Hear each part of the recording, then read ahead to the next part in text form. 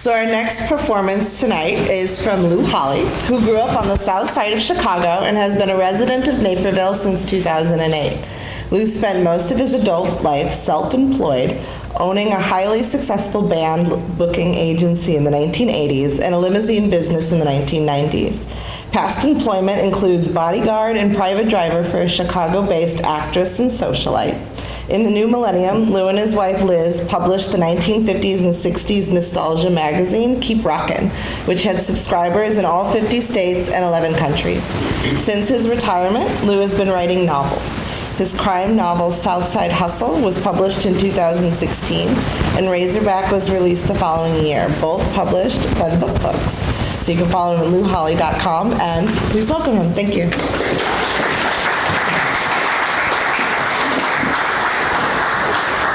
Thank you. My wife's going to read the female parts in this. I'm really not a public speaker, I'm a writer, so if I stumble over my words a few times, don't be surprised, okay? This is from Southside Hustle. It's set in October 1985. Yes? A little louder or a little closer to the mic. Okay, gotcha. Good. I'll have to make room for you over here, too. Yeah, right. Okay, this is an excerpt from Southside Hustle, set in October 1985. It's about a guy named Patrick Halloran, known as Trick. He just recently got out of state prison in Illinois and is living back in the southwest suburbs of Chicago, trying to reestablish a relationship with his 5-year-old son, pay off a $60,000 debt to a ruthless, impatient drug dealer, and just get back to a normal life. So in this first scene, it's going on a first date with Colette, and Trick is 31 years old, and Colette is 21 years old. So we start out with, "Dinner was great," Colette said, taking Trick's arm as they exited Toby's restaurant.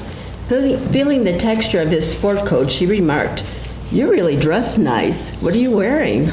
Armani, thanks. Walking across the damp red maple leaves that littered the parking lot, still wet from night's earlier rain, Trick was moved by the earthy aromas that filled the autumn evening air. He wanted to breathe in all the things he missed when he was locked up. "What did you say to the hostess?" Colleen leaned her body against Trick in a way that made him want to stop, put his arms around her, and kiss her. "You got us such a great table, and she took us right back while all those other people were standing around waiting." Oh, I just told her that if she took care of us, I'd let her sleep with you. I slipped her your number. Said she'd call you tomorrow around noon. Trick turned and looked at Colette with a serious expression. Use a sultry voice when you answer. "What?" Colleen's mouth hung open as they stopped next to his car, but then burst out laughing when Trick could no longer keep a straight face. "You are such a bad boy." I slipped her a 10 spot. Trick unlocked the passenger door and held it open. Told her my name was Dr. Halloran and I was on call. Works every time. Colette surprised Trick with a soft kiss, then placed a hand on the front of her short skirt as she got in, preserving the mystery of her. Back of the car thinking that he got in and asked, "Would you like to come over to my place for a drink?" At first he thought Colette must not have heard him because she took a compact out of her purse and opened it, using the reflection to apply a fresh coat. After pausing, she turned and said, "Something about you. Maybe it's not a good idea." Come on, I'll take you right home the minute you say so. Trick held up three hands, mock Boy Scouts. "Okay, just one drink, but you have to promise to be good. I've never been alone with a man before." "No, I'm not a virgin, and I'm not gay, if that's what you're thinking. I've never been with a real man, just guys my age." Trick While Sade's sultry voice moaned, "Smooth operator." Colette lit a cigarette and put the passenger window down to her chin. He studied Trick's profile and said, "You know, you're not a bad-looking guy. A little rough, but kind of nice, too." Thanks, I've been taking dancing lessons. Colleen giggled. "What?" Yeah, correspondence course, 90 easy lessons to look more like Cary Grant. Oh, really? How's that going? Lesson number 1, have good-looking parents. High cheekbones are a plus. What about lesson 2? She asked, playing along. Stand tall, shoulders back, think handsome and you'll be handsome. Doesn't matter if you have blue eyes or brown eyes, but if you have a nose like Jimmy Durante, you're liable to flunk the course. What about 3? That's as far as I got, so after 7 more lessons, watch out. You might not be able to control yourself. Oh, boy, I can't wait. Okay, now on to Razorback. This one was published in 2016. This was published in 2017. This is an excerpt from Razorback, set in Logan County, Arkansas. It's off a freight train in a small town, gets involved in a couple shady schemes and a couple women, very different from one another. Okay. Sunset. So the thought of sitting on a stool the next few hours. He pulled the Dell's note from his pocket and reread it.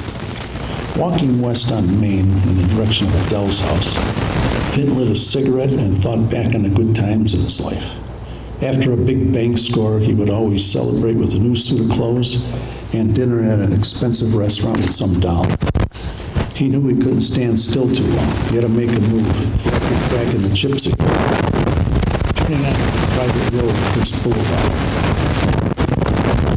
There, with a sense of great sumac and a variety of shoes. As he got closer to the house, the sun flowed over the streets.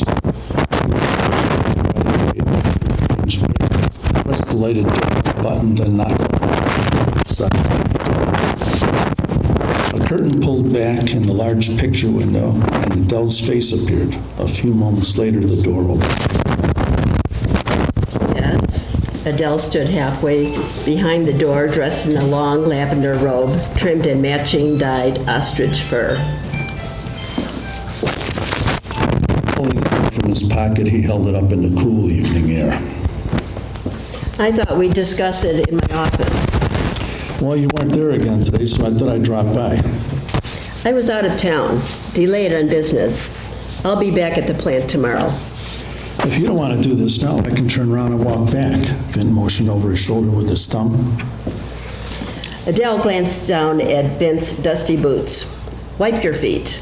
She opened the door wider and stepped aside. "Follow me to the study." Vin brushed his soles on the outside mat and noticed that it did not say welcome. He stepped in and glanced around at the luxurious white carpet and French provincial furniture.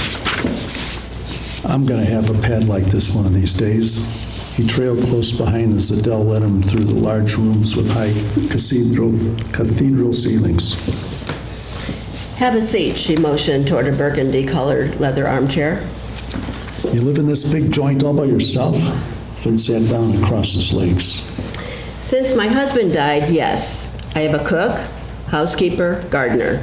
But they're off duty in the evening. My maid leaves right after she serves me dinner." Fenton inspected the rich reddish-brown wall paneling. Nice setup. "Can I get you a brandy?" Sure, better be swell. Adele opened an ornate cherry wood liquor cabinet with lattice windows and produced 2 snifters and a bottle of cognac. She poured them both a generous amount of spirits, then set Vince's glass on a sturdy mahogany end table next to him. Gliding around the room in high-heeled slippers, she returned with a humidor. She stood in front of Vince and opened it. "Cigar?" Why not? She removed a cigar cutter from the case and snipped the tip of his Habana. Thanks.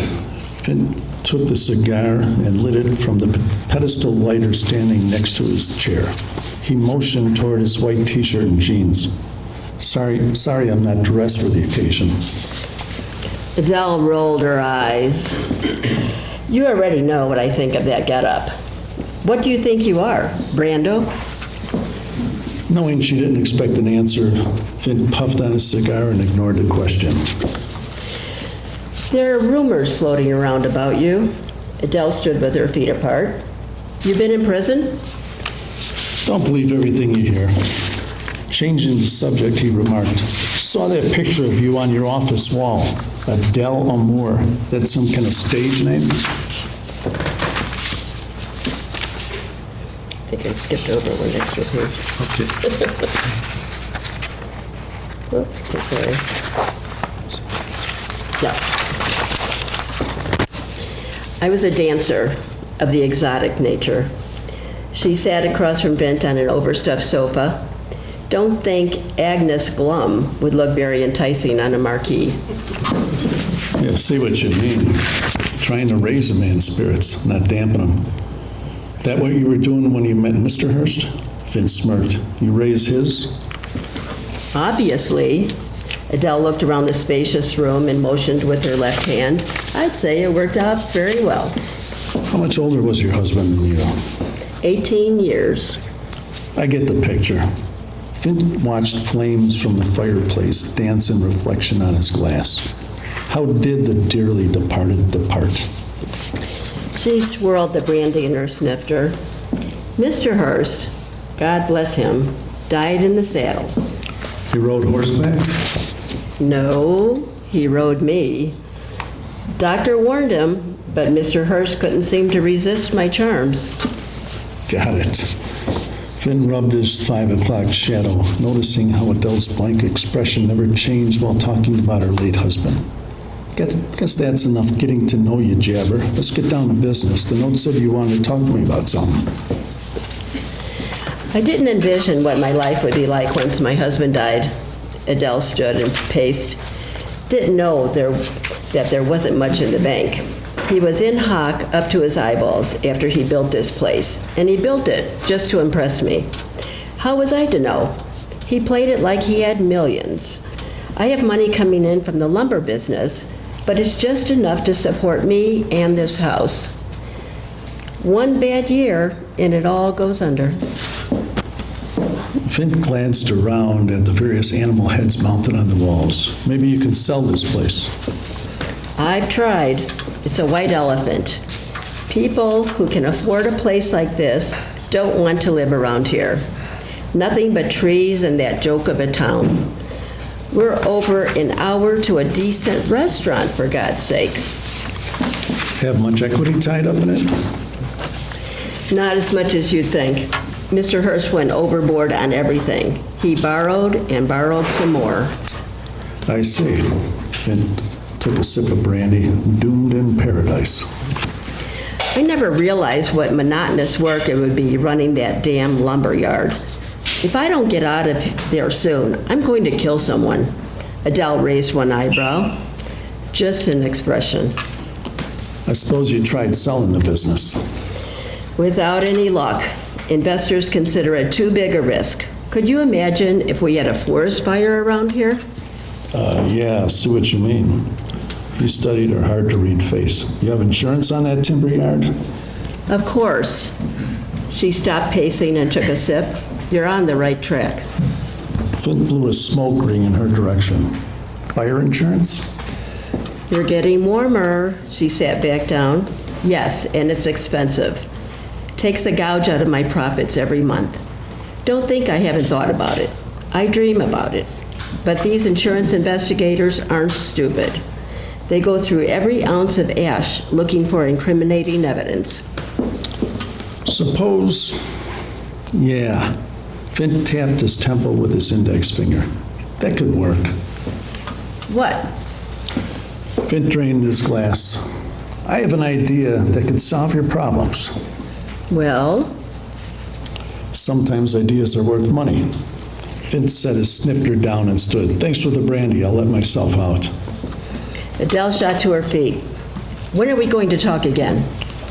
The desperation in her voice told Vint that he had her hooked. I'll contact you, Vint said over his shoulder as he walked away.